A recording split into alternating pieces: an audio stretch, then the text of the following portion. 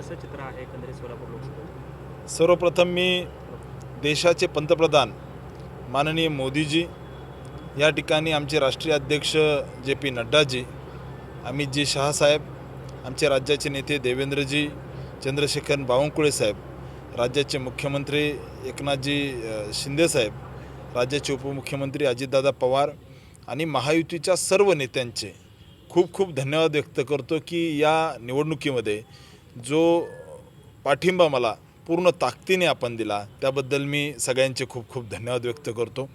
सोलापूर जिल्ह्यातील सर्व महायुतीच्या नेत्यांचे खूप खूप धन्यवाद व्यक्त करतो. आणि सर्वात महत्त्वाची गोष्ट, महायुतीच्या सर्व घटक पक्षातील देवतुल्य कार्यकर्त्यांचे धन्यवाद देतो.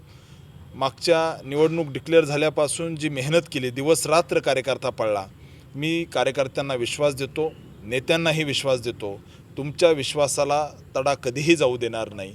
आणि सर्वात महत्त्वाची गोष्ट, मी सोलापूर लोकसभेतील सर्व मतदारांचे खूप खूप धन्यवाद व्यक्त करतो की मोठ्या प्रमाणात मतदान केलं आहे, स्वतःहून येऊन मतदान केलं आहे.